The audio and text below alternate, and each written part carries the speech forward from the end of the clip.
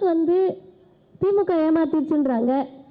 ஐயா எடப்பாடி பழனிசாமி தமிழகத்தை மக்களை காப்பதற்காக ஊர் ஊராக போய்கிட்டு இருக்காரு வேன் எடுத்துக்கிட்டு.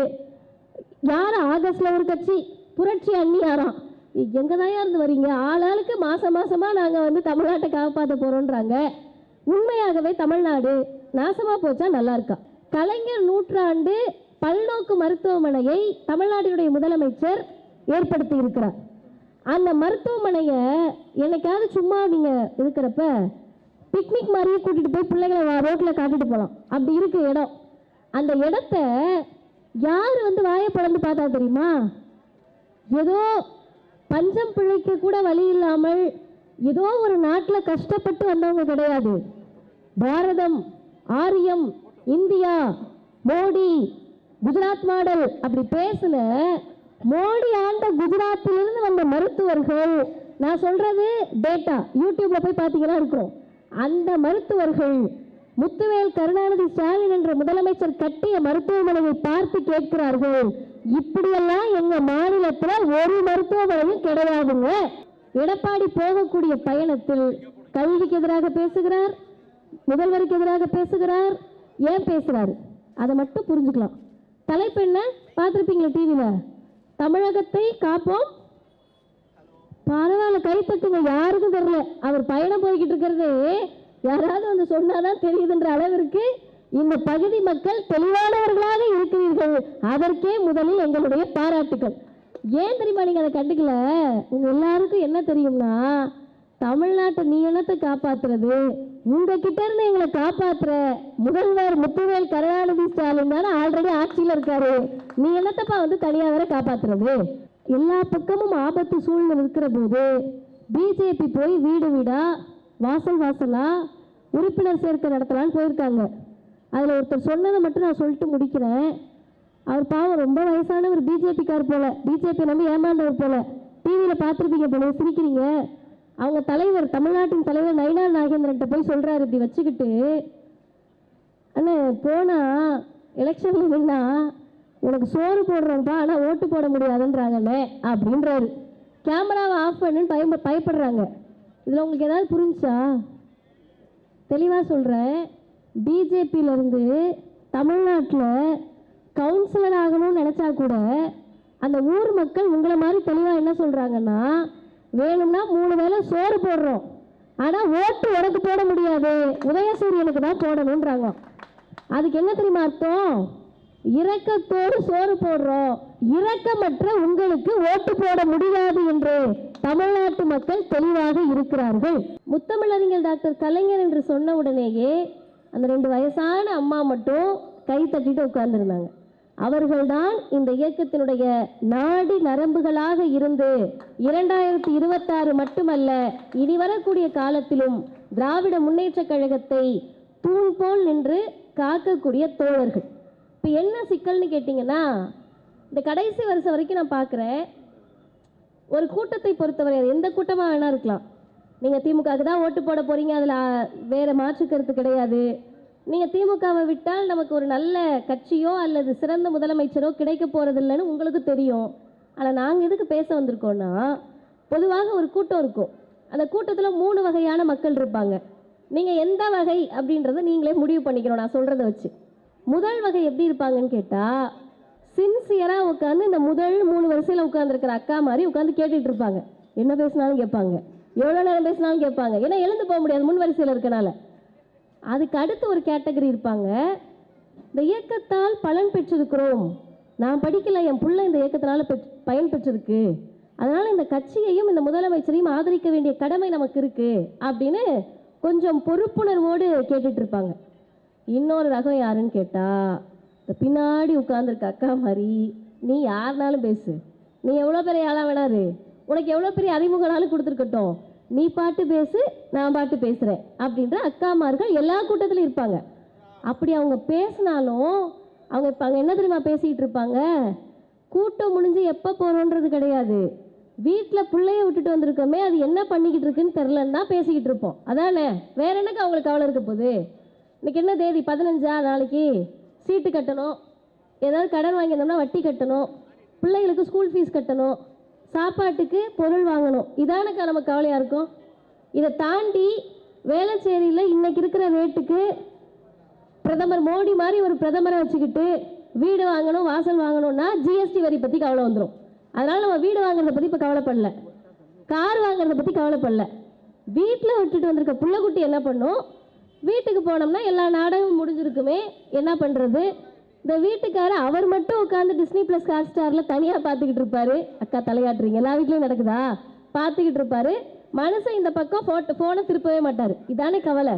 இப்படி உங்களுக்கு இத்தனை கவலைகள் இருக்கிற போது அருமை சகோதரிகளே, மழை வந்தாலும் நிகழ்ச்சி நடக்கணும் அப்படின்னு எதுக்கு நடத்துகிறாங்கன்னா, மைக் செட்டுக்கார் வந்துட்டார் பாவம், போடியம்லாம் போட்டுட்டாங்க, மேடை போட்டுட்டாங்க, பேச்சாளர்லாம் வந்துட்டாங்க, எம்எல்ஏ வந்துடுவார், அதுக்காக கூட்டம் நடத்தலை. நல்லா கேட்டுக்கங்க.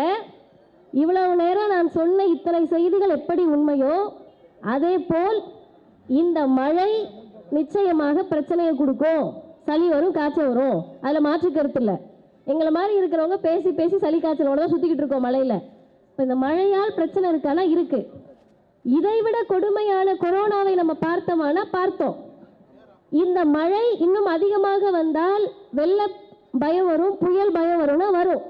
ஆனால் நல்லா நீங்கள் ஒன்று தெரிஞ்சுக்கங்க, இந்த மழையை விட, புயலை விட, கொரோனா என்ற பெருந்தொற்றை விட இந்தியாவுக்கான மிகப்பெரிய அச்சுறுத்தலுக்கு பெயர் பிஜேபி என்ற ஒன்றியத்தை ஆளக்கூடிய மோடி அரசு. இப்போ இதெல்லாம் பிரச்சனையா, அது பிரச்சனையான்னு கேட்டிங்கன்னா, இது எல்லாம் நமக்கான தனிப்பட்ட பிரச்சனை. ஆனால் ஒரு இந்தியா என்ற துணை கண்டத்தை புரிகிற மாதிரி சொல்லணும்னா, இந்தியா என்ற ஒரு நாட்டை வித்து தின்று தனி மனிதர்களாக இருக்கக்கூடிய நம்மை நாசப்படுத்துவதற்கு, தமிழ்நாட்டுக்குள்ள வர்றதுக்கு மோடி வகையராக்கள் துடிச்சுக்கிட்டு இருக்காங்க. சரி, இப்போ அவங்க உள்ள வந்தா என்ன ஆகும்? கரெக்டாக உங்ககிட்ட நான் 5 செய்தி தான்க்கா சொல்ல போறேன், அதுக்கு மேலே கிடையாது. முதல் செய்தி, எனக்கு முன்னால் பேசிய தோழர் நிறைய செய்தி சொன்னார்ல, இப்போ அவர் சொல்றப்ப இங்க இருக்கக்கூடிய மகளிர் இந்த இயக்கத்தால் எந்த பலன் பெற்றிருக்கிறார்கள், பயன் பெற்றிருக்கிறார்கள் நிறைய சொன்னாங்க.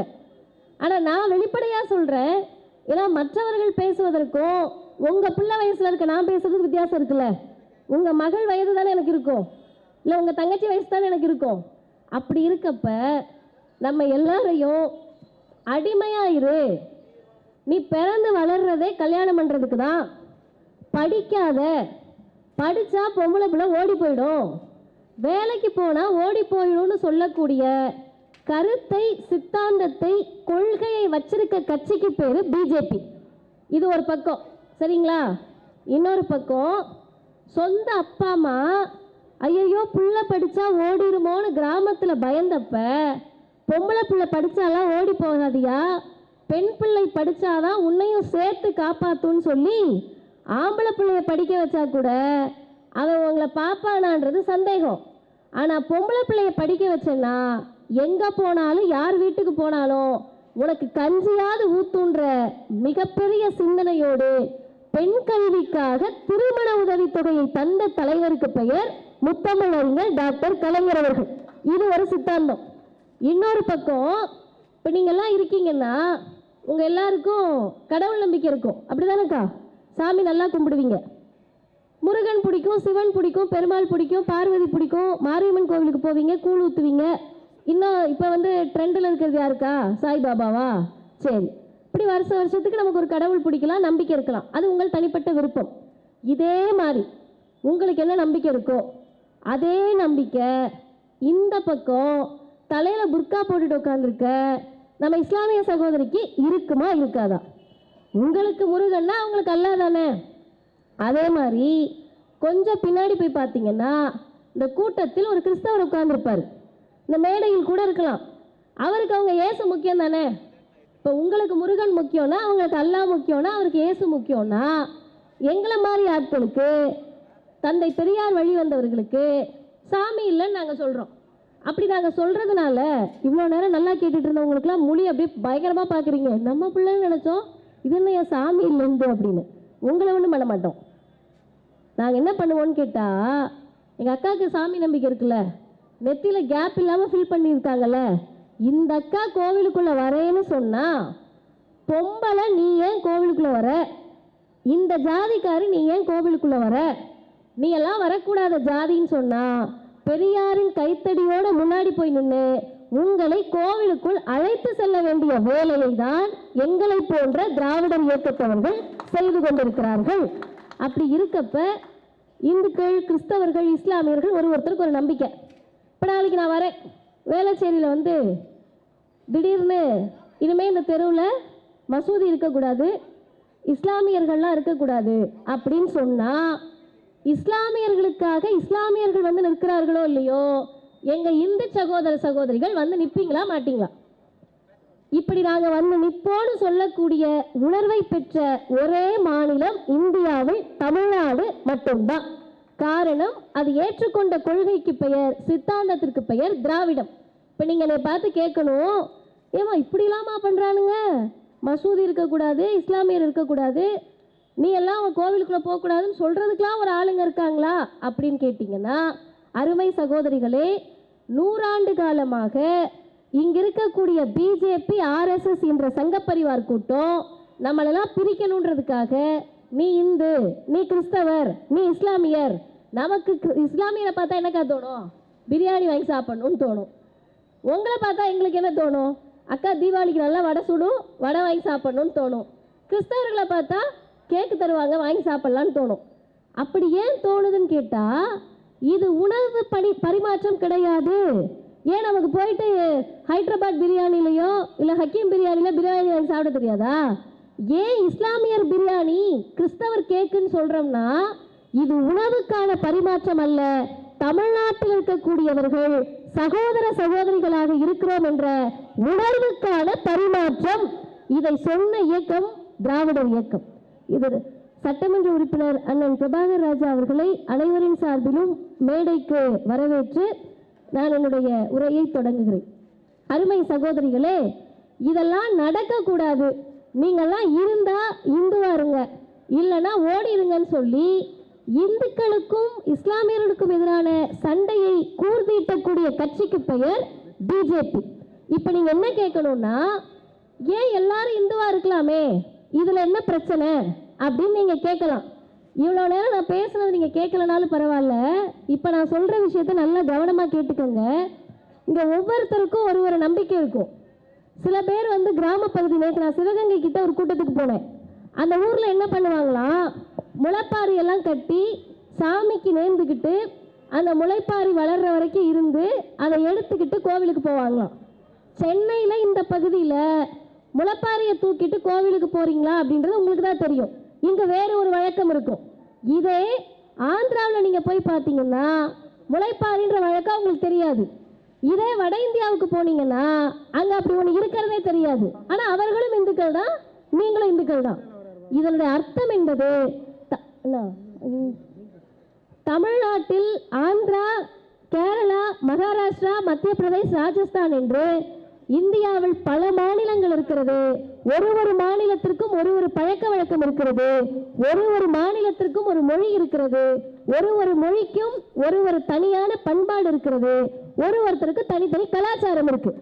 இதை புரிஞ்சுக்கிட்டு எல்லாரும் அவங்கவுங்களுக்கு பிடிச்சதை ஏத்துக்கங்க.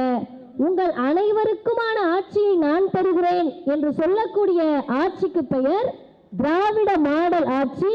சொல்லக்கூடிய முதலமைச்சருக்கு பெயர் முத்துவேல் கருணாநிதி ஸ்டாலின் என்ற முதலமைச்சர். இன்னொரு பக்கம் அதெல்லாம் முடியாது. ஒரே நாடு, எப்படி ஒரே நாடா இருக்க முடியும்? ஒரே நாடா இருக்க முடியுமாக்கா? நீங்க பெரிதாக படிச்சிருக்க மாட்டீங்க, ஆனா என் அம்மா வயசு அக்கா வயசுல இருப்பீங்க. நான் உங்ககிட்டயே கேட்கிறேன், நான் பேசல. அக்கா ஒரே நாடுன்னு சொல்லிட முடியுமாக்கா? ஏன்க்கா முடியாது? ஏன் முடியாது? சும்மா சொல்லுங்களேன். ஏன் சொல்ல முடியாதுன்னா, வேளச்சேரியிலையும் நீங்கள் இதே வேளச்சேரியை தாண்டி போனீங்கன்னா சைதாப்பேட்டையுமே ஒரே மாதிரி இருக்காது. சைதாப்பேட்டையை தாண்டி எக்மோருக்கு போனீங்கன்னா அவ்வளோ வித்தியாசம் இருக்கும். தமிழ்நாட்டை தாண்டி நீங்கள் வட இந்தியாவுக்கு போயிட்டீங்கன்னா நம்ம இந்தியாவில் தான் இருக்கமான்ற மாதிரி இருக்கும். அப்போ இத்தனை வேறுபாடுகள் கொண்ட ஒரு நாட்டை ஒரே நாடாக ஏன் மாற்றணும்னு பிஜேபி துடிக்குது. ஏன் துடிக்குதுன்றதுக்கான காரணத்தை மட்டும் நான் பட்டியலிட்டு நிறைவு செய்கிறேன். உங்கள் பிள்ளை எல்லாம் படிச்சிருக்காங்களா? பிள்ளைங்களை படிக்க அனுப்புறீங்களா? நாளைக்கு நான் வந்து சொல்கிறேன், நேற்று நல்லா பேசிட்டு போனேன் இல்லைக்கா, இனிமேல் உங்கள் பிள்ளைகளை பள்ளிக்கூடத்துக்கு அனுப்பாதீங்கன்ற. என்ன பண்ணுவீங்க? கையில் கிடைக்கிறத வச்சு அடித்து துரத்துவீங்க. உண்மையாக அதான் நடக்கும். பிள்ளைகள் மீது அன்பு கொண்ட பெற்றோர்கள் யாராவது பிள்ளைய படிக்க வேணான்னு சொன்னால் ஆத்திரம் வரும். செல்லமாக வளர்ப்பீங்க, வேண்டியதெல்லாம் வாங்கி கொடுப்பீங்க, ஸ்நாக்ஸ்லாம் செஞ்சு கொடுப்பீங்க, நல்லா சோறு போடுவீங்க, எல்லாம் செய்வீங்க. ஸ்கூலுக்கு போக மாட்டேன்னு அடம் பிடிச்சான்னா மொத்துன்னு மொத்தி விட்டுருவீங்க. அதுக்கு என்ன காரணம்? நான் படிக்கல சாமி, என் பிள்ளை எப்படியாவது படிச்சிடணுன்ற உணர்வு தானே. இந்த உணர்வுக்கு எது அடிப்படை? பீகாரில், மத்திய பிரதேசத்தில், குஜராத்தில், உத்தரப்பிரதேசத்தில் இப்படி சொல்லுவதற்கான மக்கள் அங்கே கிடையாது. அவங்களும் படிக்கல, அவங்க பிள்ளை படிக்கலைனாலும் கேட்கல. ஆனால் இந்தியாவில், தமிழ்நாட்டில் மட்டும்தான் நம்ம கடனாளியாக இருப்போம், காசு இல்லாமல் இருப்போம், அடுத்த வேளை சாப்பாட்டுக்கு வழி இல்லாமல் கூட இருப்போம், ஏழையாக இருப்போம். ஆனால் பிள்ளைய படிக்க வைக்காமல் இருப்பேன்னு சொல்லக்கூடிய ஒரு பெற்றோரை கூட நீங்கள் தமிழ்நாட்டில் பார்க்கவே முடியாது.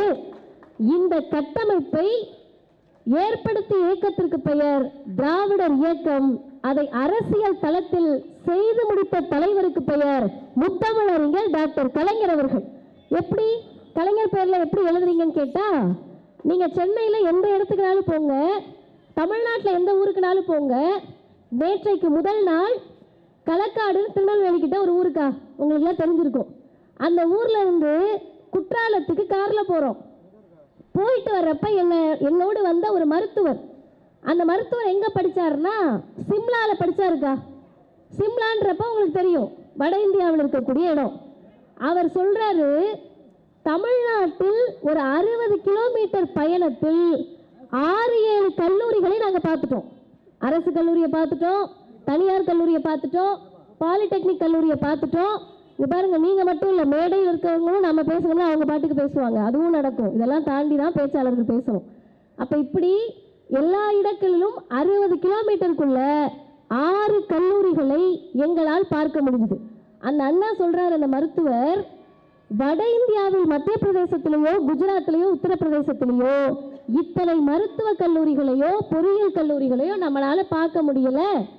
இதை மாற்றி அமைப்பது கலைஞர் என்று எப்படி சொல்றேன்னா, அருமை தோழர்களே, சகோதரர்களே, சகோதரிகளே, 1 கிலோமீட்டருக்கு ஒரு ஆரம்ப பள்ளி, 3 கிலோமீட்டருக்குள்ள ஒரு நடுநிலை பள்ளி, 5-6 கிலோமீட்டருக்குள்ள ஒரு மேல்நிலை பள்ளி, 7-8 கிலோமீட்டருக்குள்ள ஒரு உயர்நிலை பள்ளி, மாவட்டத்திற்கு ஒரு அரசு கலை பொறியியல் கல்லூரியை கட்டமைத்து இந்தியாவிலேயே அதிக அரசு மருத்துவ கல்லூரிகளை தோற்றுவித்த தலைவருக்கு பெயர் முத்தமிழறிஞர் டாக்டர் கலைஞர் அவர்கள். அதனாலதான் இன்னைக்கு நீங்க சொல்றீங்கல்ல, என்ன நடந்தாலும் என் பிள்ளைய படிக்க வைப்பேன். பள்ளிக்கூடம் இல்லைன்னா படிக்க வைக்க முடியுமா? கல்லூரி இல்லைன்னா காலேஜுக்கு அனுப்ப முடியுமா? அப்போ பள்ளிக்கூடத்தை கட்டி, கல்லூரியை கட்டி, அதோட விட்டா 12வதோட நிறுத்திடுவீங்கன்னு சொல்லி ஒரு முதல்வர் சொல்றாரு. உன் பெண் குழந்தைகளுடைய படிப்பை பற்றி நீ கவலைப்படாதம்மா, நான் இருக்கேன், முத்துவேல் கருணாநிதி ஸ்டாலின் இருக்கேன், மாதம் 1000 ரூபாய் புதுமை பெண் திட்டத்தை தருகிறேன், பெண் பிள்ளைகளை கல்லூரிக்கு அனுப்பி வைங்க. சார், எங்கள் வீட்டில் ஆம்பளை பையன் இருக்கான், கவலைப்படாதீர்கள், மாதம் 1000 ரூபாய் தமிழ் புதல்வன் திட்டத்தில் தருகிறேன், ஆண் பிள்ளையையும் கல்லூரிக்கு அனுப்பி வையுங்கள். இதை சொல்லுகிறது தமிழ்நாடு திராவிட மாடல் முத்துவேல் கருணாநிதி ஸ்டாலின் என்ற முதலமைச்சர். இன்னொரு பக்கம் அதிமுகவில் இருக்கிறவங்க யாராவது அக்கா கூப்பிட்டாங்க, அண்ணன் கூப்பிட்டாங்கன்னு வந்திருந்தீங்கன்னா வீட்டில் போய் சொல்லுங்க. யாராவது ஒரு அன்பர், ஒரு சகோதரர் பிஜேபியில் இருக்கவர் ஓரமாக நின்று கேட்டுக்கிட்டு இருந்தீங்கன்னா வீட்டில் போய் சொல்லுங்க.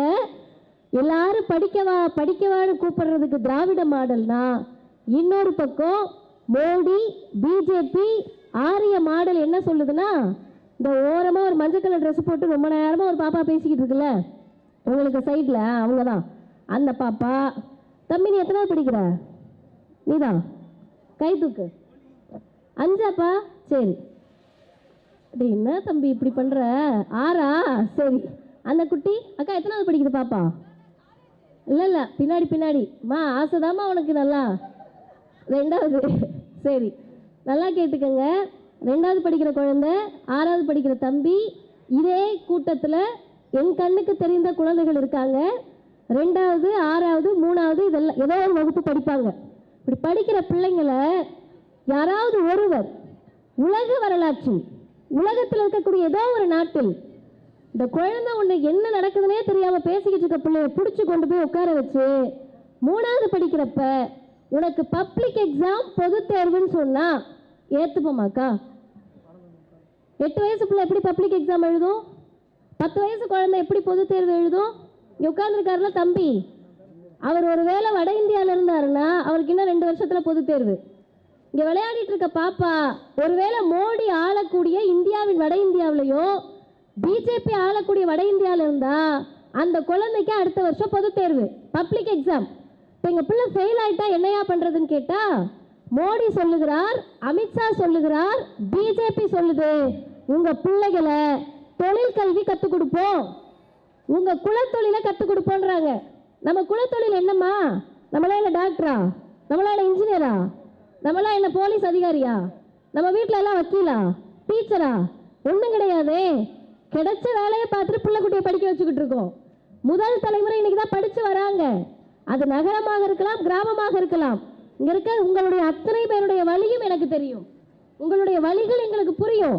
அப்போ நீங்கள் அப்படி ஸ்கூலுக்கு பிள்ளைய ஆசையாக அனுப்பி வைக்கிறப்ப இதெல்லாம் பரிச்சை வச்சு வெளியே அனுப்புவேன்னு சொல்லக்கூடிய மாடலுக்கு பெயர் பிஜேபி மோடியின் ஆரிய மாடல்.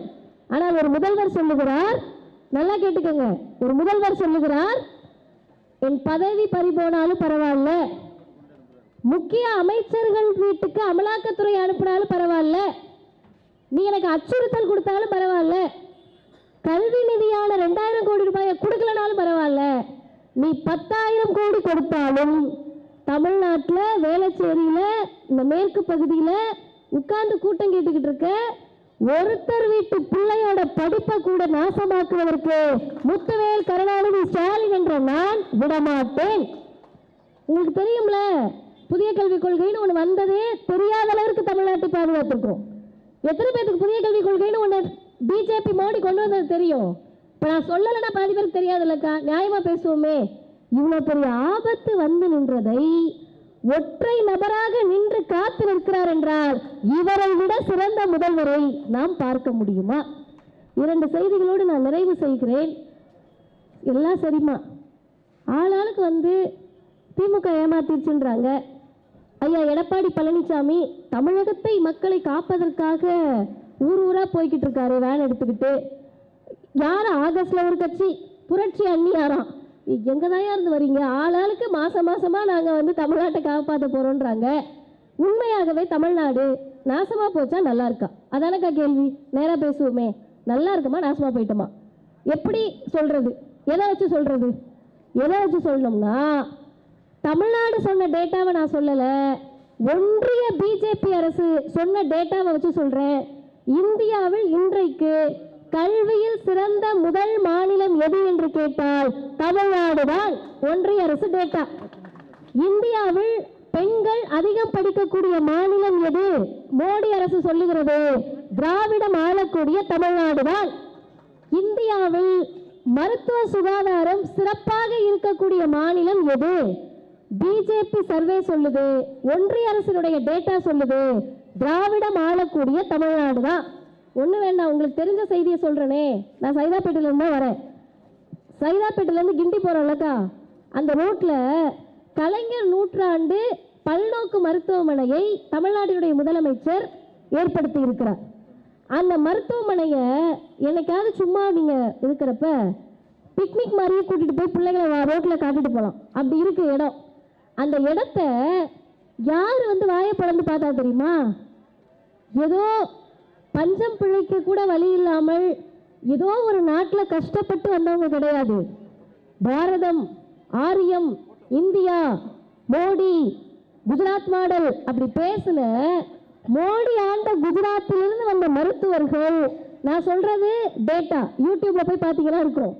அந்த மருத்துவர்கள் முத்துவேல் கருணாநிதி ஸ்டாலின் என்ற முதலமைச்சர் கட்டிய மருத்துவமனையை பார்த்து கேட்கிறார்கள், இப்படியெல்லாம் எங்க மாநிலத்தில் ஒரு மருத்துவமனையும் கிடையாதுங்க என்று சொல்லக்கூடிய வியக்கத்தக்க சாதனைகளை செய்த ஒரே மாநிலம் தமிழ்நாடு மட்டும்தான். இப்போ நீங்கள்லாம் என்னை பார்த்து கேட்கணும், ஏமா கல்வியில் முதல் மாநிலம், மருத்துவத்தில் முதல் மாநிலம், எங்களுக்கு என்ன? உட்காந்து கூட்டம் கேட்டுட்டு இருக்க, எங்களுக்கு என்ன? அதான உங்கள் மைண்ட் வாய்ஸு. உங்களுக்கு என்னன்னு சொல்லி நான் முடிக்கிறேன். ஓரணியில் தமிழ்நாடு வீடு வீடாக வந்து ஓரணியில் தமிழ்நாடு சேர்க்கை நடைபெறுது. இப்படி நடக்கிறப்ப எல்லாரும் கண்ணை மூடி யோசிச்சு பாருங்கன்னு வாங்க. நாங்கள் பகுத்தறிவாளர்கள், கண்ணை திறந்து யோசிச்சு பாருங்க. கண்ணை திறந்து காதை விரித்து உங்கள் பகுத்தறிவோடு யோசிச்சு பாருங்க. ஓரணியில் நம்ம நிற்கிறோம்னா ஆப்போசிட்டில் எதிரில் ஒரு அணி இருக்கணும்ல. சும்மா நானே சண்டை போட்டுட்டு இருக்க முடியுமா? எதிரில் ஆள் இருந்தால் தானே சண்டை போட முடியும். அப்போ ஓரணியில் நம்ம நிற்கிறோம்னு முதல்வர் சொல்கிறாரு. என்ன அணியில் நிற்கிறோம்? எந்த டீமுக்காக நம்ம மேட்ச் ஆடுறோம்? அப்படி இளைஞர்களுக்கு புரியுற மாதிரி சொல்லணும்னா எந்த டீமுக்கு நம்ம மேட்ச் ஆடுறோம்? எந்த டீமுக்கு மேட்ச் ஆடுறோம்னா 3வது 5வது 8வது படிக்கிற பிள்ளைக்கெல்லாம் பொது தேர்வுன்னு சொல்லக்கூடிய மோடி பிஜேபி அடிமை அதிமுகவை எதிர்த்து ஓரணியில் தமிழ்நாடு முத்துவேல் கருணாநிதி ஸ்டாலின் தலைமையில் நிற்கிறோம். இன்னொன்று, உங்கள் பிள்ளைலாம் படித்தோன்னே வேலைக்கு போகணும்னு ஆசைப்படுவீங்க. பாதி பிள்ளைங்க டைடல் பார்க்கில் போய் வேலை பார்க்கணும்னு ஆசைப்படுங்க. அப்படி டைடல் பார்க்குக்குள்ளே போகிறப்ப யாரை நினைக்க வேண்டும்? அத்தனை வருடம் கஷ்டப்பட்டு படிக்க வைத்த பெற்றோர்களை எப்படி நினைக்கணுமோ அதே மாதிரி இன்றைக்கு உலக நாடுகள் சொல்லுகிறது. 3 நாளைக்கு முன்னாடி வந்த செய்தி, இந்தியாவில் தமிழ்நாடு என்ற மாநிலத்தில் தான் எங்களால் முதலீடு செய்து நிறுவனங்களை ஆரம்பிக்க முடிகிறது. யார் போட்ட விதை? தமிழ்நாட்டில் இதுக்கெல்லாம் வாய்ப்பு இருக்குன்னு டைடல் பார்க்கை கட்டி தந்த தலைவருக்கு பெயர் முத்தமிழறிஞர் டாக்டர் கலைஞர் அவர்கள். இப்போ இங்கே உட்கார்ந்துருக்க அம்மாமார்கள் உங்கள் பிள்ளைங்களுக்கு வேலை வாய்ப்பு வரணும்னு சொன்னால் மோடி கிட்ட போய் கேட்டாங்க, எங்கள் பிள்ளைங்களுக்குலாம் வேலை கொடுங்கயான்னாங்க. மோடி என்ன தெரியுமாக்கா சொன்னார்? இந்தியாவின் பிரதமர் 56 இன்ச்சு மார்பு. அவர் சொன்னார், பக்கோடா போட போங்கன்னாரு. பக்கோடா போட போக சொன்னார் நம்ம பிள்ளைங்களை பார்த்து. ஆனால் தமிழ்நாட்டின் முதலமைச்சர் என்ன தெரியுமா சொன்னார்?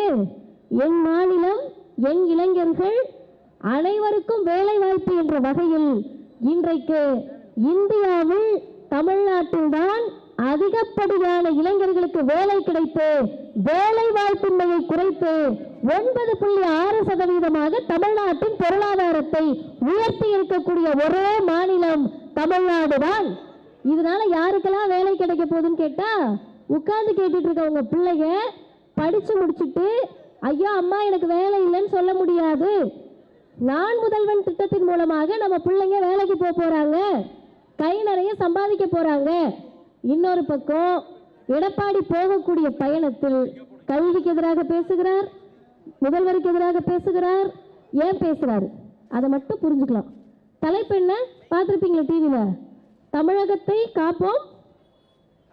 பரவாயில்ல, கைப்பற்றுங்க. யாருக்கும் தெரியல. அவர் பயணம் போய்கிட்டு இருக்கிறது யாராவது வந்து சொன்னாதான் தெரியுதுன்ற அளவிற்கு இந்த பகுதி மக்கள் தெளிவானவர்களாக இருக்கிறீர்கள். அதற்கே முதலில் எங்களுடைய பாராட்டுக்கள். ஏன் தெரியுமா நீங்கள் அதை கண்டுக்கல? உங்க எல்லாருக்கும் என்ன தெரியும்னா, தமிழ்நாட்டை நீ என்னத்தை காப்பாற்றுறது? உங்ககிட்ட இருந்து எங்களை காப்பாற்றுற முதல்வர் முத்துவேல் கருணாநிதி ஸ்டாலின் தானே ஆல்ரெடி ஆட்சியில் இருக்காரு. நீ என்னத்தப்பா வந்து தனியாக வேற காப்பாற்றுறது? இப்போ அவர் போகிற பயணத்துக்கு பெயர் தமிழகத்தை காப்போம், தமிழ்நாட்டை மீட்போமா. ஆனால் ஒரிஜினலாக என்னன்னா, ஆட்டையை போட்டதை காப்போம், அதிமுகவை மீட்போம் அப்படின்னா அவர் பயணம் போக முடியும். ஒட்டுமொத்தமாக அண்ணா திராவிட முன்னேற்ற கழகத்தை இன்றைக்கு அடகு வைத்து விட்டார்கள். யாராவது ஒருத்தர் அதிமுகவின் தீவிர அபிமானி, பிடிச்சா எனக்கு எம்ஜிஆர் தான் பிடிக்கும்னு இருந்தீங்கன்னு வச்சுக்கோங்க, நீங்க யாருக்கு ஓட்டு போடணும்னா எம்ஜிஆரை மட்டுமல்ல அம்மையார் ஜெயலலிதாவையும் சேர்த்து அவர்கள் பெயரில் பல்கலைக்கழகத்தை பல்கலைக்கழகத்திற்கு அவர்களுடைய பெயரை வைப்பதற்கு முயற்சி எடுத்த முத்துவேல் கருணாநிதி ஸ்டாலின் என்ற முதலமைச்சருக்கு தான் நீங்களும் ஓட்டு போடணும். எல்லா பக்கமும் ஆபத்து சூழ்நிலை இருக்கிற போது பிஜேபி போய் வீடு வீடா வாசல் வாசலா உறுப்பினர் சேர்க்கை நடத்தலான்னு போயிருக்காங்க. அதில் ஒருத்தர் சொன்னதை மட்டும் நான் சொல்லிட்டு முடிக்கிறேன். அவர் பாவம் ரொம்ப வயசானவர், பிஜேபிக்கார் போல, பிஜேபி நம்பி ஏமாந்தவர் போல. டிவியில் பார்த்துருப்பீங்க போல, சிரிக்கிறீங்க. அவங்க தலைவர், தமிழ்நாட்டின் தலைவர் நயினார் நாகேந்திரன்ட்ட போய் சொல்கிறாரு, இப்படி வச்சுக்கிட்டு, அண்ணே போனால் எலெக்ஷனில் நின்னா உனக்கு சோறு போடுறோம்ப்பா, ஆனால் ஓட்டு போட முடியாதுன்றாங்கண்ணே அப்படின்றாரு. கேமராவை ஆஃப் பண்ணுன்னு பயப்படுறாங்க. இதில் உங்களுக்கு ஏதாவது புரிஞ்சா? தெளிவாக சொல்கிறேன். பிஜேபியிலேருந்து தமிழ்நாட்டில் கவுன்சிலர் ஆகணும்னு நினச்சா கூட அந்த ஊர் மக்கள் உங்களை மாதிரி தெளிவாக என்ன சொல்கிறாங்கன்னா, வேணும்னா 3 வேளை சோறு போடுறோம், ஆனால் ஓட்டு உனக்கு போட முடியாது, உதயசூரியனுக்கு தான் போடணுன்றாங்க. அதுக்கு என்ன தெரியுமா அர்த்தம்? இரக்கத்தோடு சோறு போடுறோம், இரக்கமற்ற உங்களுக்கு ஓட்டு போட முடியாது என்று தமிழ்நாட்டு மக்கள் தெளிவாக இருக்கிறார்கள். அந்த வகையில் எனக்கு தெரிந்து அரசியலில் எங்களுக்கு திராவிடர் கழகம் என்பது அனைவருக்குமான தாய் கழகம். குறிப்பாக சொல்ல வேண்டும் என்றால், இன்றைக்கு தமிழ்நாட்டினுடைய முதலமைச்சர் இன்னும் பல பத்தாண்டுகளுக்கு தமிழ்நாட்டை ஆள வேண்டும் என்று சொன்ன முதல் தலைவர் எங்கள் கழக தலைவர் ஆசிரியர் அவர்கள். அவருடைய வழியில் நின்று நான் சொல்லுகிறேன், நினைத்து நினைத்து நாங்கள் வியந்து பார்க்கிறோம். யாராவது ஒரு முதலமைச்சர் எதிர்க்கட்சி வருவாங்க வீடு வீடா, ஏமா இந்த ஆட்சி சரியில்லை, எங்களுக்கு அடுத்த தடவை ஓட்டு போட்டுருங்கன்னு அப்படி சொல்லி வருவாங்க.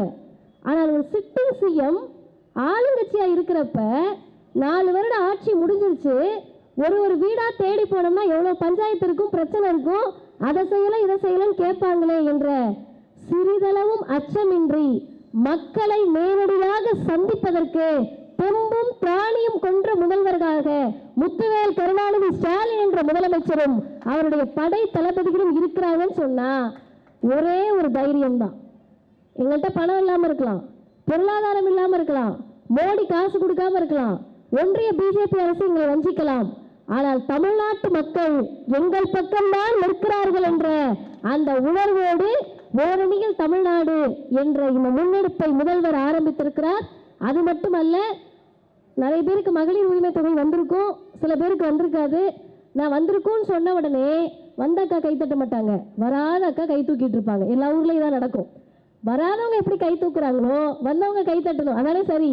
ஆனால் எந்த ஊர்லேயும் அது நடக்காது, அதை எதிர்பார்ப்பதும் கிடையாது. அப்படி மகளிர் உரிமை தொகை யாருக்கெல்லாம் வரலையோ, எங்க நீங்க அப்ளை பண்ண சொன்ன அன்னைக்கு நான் ஊர்ல இல்லைங்க அப்படின்னு சொல்லக்கூடியவர்களுக்கு மீண்டும் நாளை ஜூலை 15ஆம் தேதி மகளிர் உரிமை தொகைக்கு நீங்கள் மீண்டும் விண்ணப்பிக்கலாம் முதல்வர் சொல்லுகிறார். எங்க நாங்க போய் எங்க விண்ணப்பிக்கிறது? உங்களுக்கு சந்தேகமே வேண்டாம். 10,000 இடங்களில் நாளை முன்னெடுப்பாக இந்த முன்னெடுப்பை எடுத்து ஒருவருக்கும் என்ன பிரச்சனை, ஒரு வீடாக என்ன பிரச்சனை என்பதை நீங்கள் சொல்லலாம். நான் தலைவர் என்ற இடத்தை கடந்து முதல்வர் என்ற இடத்தை கடந்து தமிழ்நாட்டை காத்து இருக்கக்கூடிய தலைவராக உங்கள் பக்கம் நிற்பேன் என்று சொல்லக்கூடிய நெஞ்சுரம் மிக்க, துணிச்சல் மிக்க, சுயமரியாதை மிக்க, முதுகெலும்பு மிக்க மோடி சர்க்காரை எதிர்த்து நிற்பதற்கான அனைத்து விதமான நெஞ்சுரத்தையும் பெற்ற முத்துவேல் கருணாநிதி ஸ்டாலின் என்ற முதலமைச்சர் தான் 2026 வெல்வார் என்ற செய்தியை சொல்லி நிறைவு செய்கிறேன். வாய்ப்புக்கு நன்றி, வணக்கம்.